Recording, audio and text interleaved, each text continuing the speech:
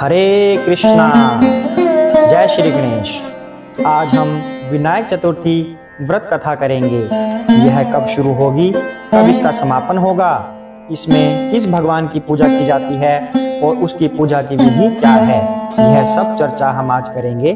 तो सबसे पहले हम जानते हैं कि इसमें किसकी पूजा होती है। सनातन धर्म में विनायक चतुर्थी का बड़ा ही महत्व है। यह दिन पूरी तरह से भगवान गणेश की पूजा के लिए समर्पित है।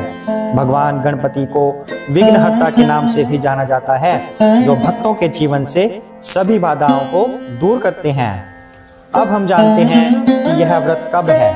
पंचांग के अनुसार फाल्गुन माह के शुक्ल पक्ष की चतुर्थी तिथि की शुरुआत 13 मार्च 2024 को सुबह 4:03 से होगी और इसका समापन अगले दिन यानी 14 मार्च 2024 को देर रात्रि को 1:25 पर होगा। ऐसे में फाल्गुन माह में विनायक चतुर्थी मार्च को मनाई जाएगी। आइए अब हम कथा करते हैं। श्री गणेश चतुर्थी व्रत की पुरानी कथा के अनुसार एक बार भगवान शिव तथा माता पार्वती नर्मदा नदी के किनारे बैठे थे।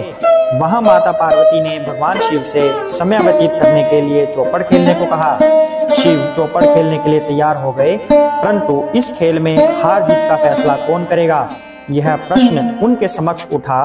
तो भगवान शिव ने कुछ तिनके एकत्रित कर उसका एक पुतला बनाकर उसकी प्राण प्रतिष्ठा कर दी और पुतले से कहा, बेटा हम चौपड़ खेलना चाहते हैं, परंतु हमारी हार जीत का फैसला करने वाला कोई नहीं है, इसलिए तुम बताना कि हम दोनों में से कौन हारा और कौन जीता। उसके बाद भगवान शिव और माता पार्वती का चौपड़ खेल शुरू हो गया। वह खेल 3 बार खेला गया और संयोग से तीनों बार माता पार्वती ही जीत गईं। खेल समाप्त होने के बाद बालक से हार जीत का फैसला करने के लिए कहा गया, तो उस बालक ने महादेव जी को विजयी बताया। यह सुनकर माता पार्वती क्रोधित हो गई और क्रोध में उन्होंने बालक को लंगड़ा होने, कीचड़ में पड़े रहने का श्राप दे दिया।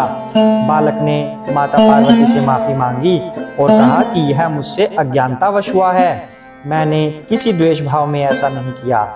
बालक द्वारा क्षमा मांगने पर माता ने कहा, यहाँ गणेश पूजन के लिए नाग कन्याएं आएंगी, उनके कहे अनुसार तुम गणेश व्रत करो, ऐसा करने से तुम मुझे प्राप्त करोगे। यह कहकर माता पार्वती शिव के साथ कैलाश पर्वत पर चली गई। 1 वर्ष के बाद उस स्थान पर नाग कन्याएं आई। तब नाग कन्याओं से श्री गणेश के व्रत की विधि मालूम करने पर उस बालक ने 21 दिन लगातार गणेश जी का व्रत किया। उसकी श्रद्धा से गणेश जी प्रसन्न हुए। उन्होंने बालक को मनोवांछित फल मांगने के लिए कहा। उस पर उस बालक ने कहा, हे विनायक, मुझ में इतनी शक्ति दीजिए कि मैं अपने पैरों से चलकर अपने माता पिता के साथ कैलाश पर्वत पर पहुंच सकूं और वे यह देख प्रसन्न हों। तब बालक को वरदान देकर श्री गणेश अंतर्ध्यान हो गए। इसके बाद वह बालक कैलाश पर्वत पर पहुंच गया और कैलाश पर्वत पर पहुंचने की अपनी कथा उसने भगवान शिव को सुनाई। चौपड़ वाले दिन से माता पार्वती शिव जी से विमुख हो गई थी, अतः देवी के रुष्ट होने पर भगवान शिव ने भी बालक के बताए अनुसार 21 दिनों तक श्री गणेश का व्रत किया। इस व्रत के प्रभाव से माता पार्वती के मन में भगवान शिव के लिए जो नाराजगी थी वह समाप्त हो गई। तब यह व्रत विधि भगवान शंकर ने माता पार्वती को बताई। यह सुनकर माता पार्वती के मन में भी अपने पुत्र कार्तिकेय से मिलने की इच्छा हुई।